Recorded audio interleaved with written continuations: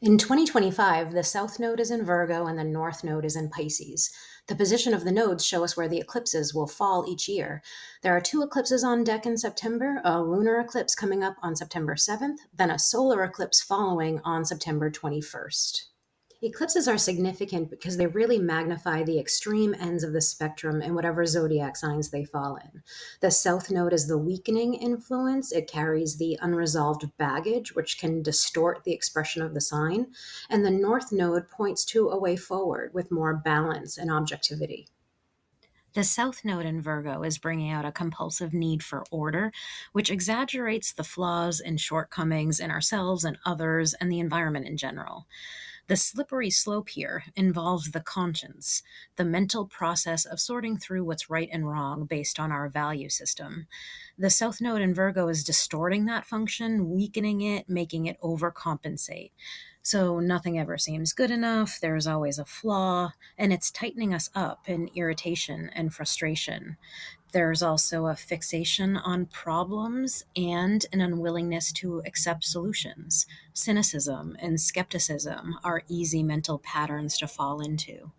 In order to heal, the North Node in Pisces suggests that we release the idea of any kind of perfect plan and any judgment about what's pure and what's inferior, and instead try our best to slip into some daily connection with the universe itself in whatever way that works. For some, it will be a spiritual practice, but for some, it's simply exercise or nature or music or art.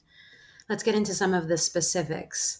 The first eclipse is Sunday, September 7th, but I'm actually going to pick up the forecast from Thursday, September 4th, when the waxing gibbous moon enters Aquarius. This chart shows the moon entering Aquarius at 6:32 a.m. on Thursday the 4th. And I'm going to simplify the chart just to show the moon's aspects to the other planets. You can see how busy the moon is, touching every other point by geometric angle. Aquarius is a fixed sign. It can go to extremes, especially when it feels the need for space to be free. Resisting conformity is healthy when the moon is in Aquarius. So doing anything that is somehow artificial or forced upon us is not going to feel good. Also on September 4th, Mars in Libra squares Jupiter in Cancer. This aspect is compelling us to take some action. A square indicates that the planets are resisting one another, so there's something creating some stress here. It may manifest as the more impatient, aggressive side of Mars and Jupiter, or the more exhilarating and enthusiastic side. But in any case, it's very easy to get carried away by passionate beliefs, coming on too strong and putting strain on relationships. On Friday, September 5th, the Aquarius moon becomes the focal point of a yod with the Sun and Jupiter. Now, the Sun and Jupiter are starting to form their 60-degree sextile. That's going to be exact on September 12th. For more on that piece of the astrology, check out my Virgo season astrology podcast on Apple or SoundCloud. But this means that Friday is erratic and highly reactive. The challenging thing about the yod aspect is that we usually feel inadequate or unprepared, like we're not ready or uncertain of the direction we're going. Plus, outer planet Uranus is stationary in the sky on Friday. It's at a complete standstill, preparing to turn retrograde just after midnight. So there are unforeseen disruptions or sudden reversals of direction possible, and situations can lose their structure all of a sudden. Uranus rules Aquarius, so it's ruling over the moon all day long.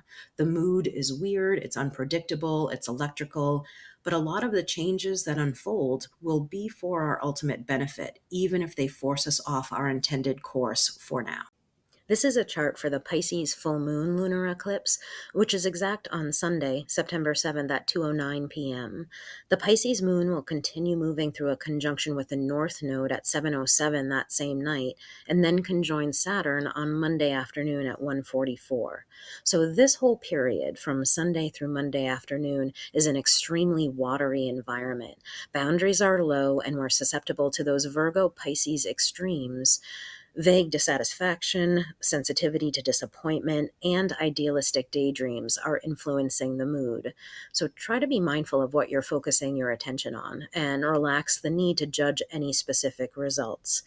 Balancing this Virgo Pisces polarity involves discerning where you can roll up your sleeves and do better, and where you can just release control and trust that everything is working out the way it should.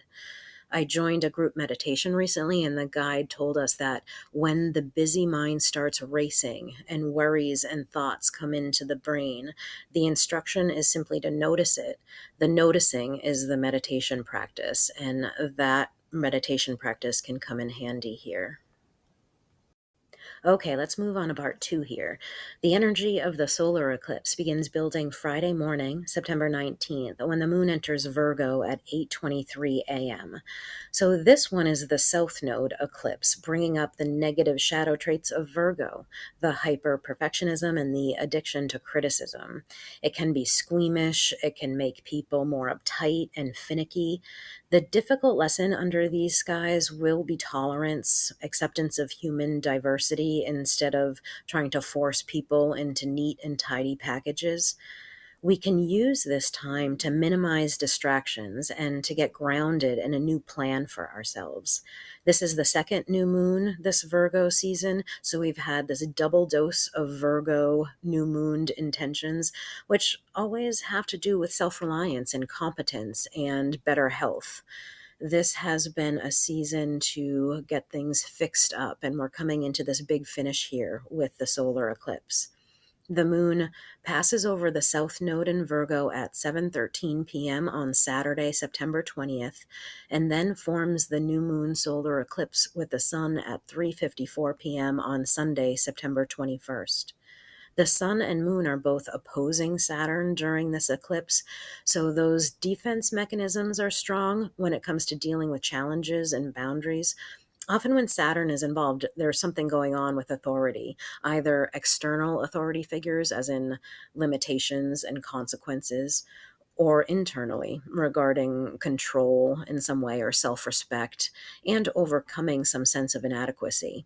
So try to remember the undercurrent of that South Node in Virgo, where we dwell on guilt and shame rather than understanding that weaknesses are human and universal. The solar eclipse in Virgo on September 21st is a really important time of year. It is a new moon on the cusp of a new season because the sun is going to enter Libra on September 22nd, and that marks the equinox. It's the beginning of autumn in the northern hemisphere and spring in the southern hemisphere. So the globe itself is finding this middle ground, equal amounts of daylight and darkness across the earth. We as humans can use Libra season to take stock. It is the sign of peace and beauty and relaxation, that release of tension. So I'm going to have a lot more to say about the astrology of Libra season. You can follow my podcast on Apple Podcast or SoundCloud. It's called Root to Rise Astrology Podcast.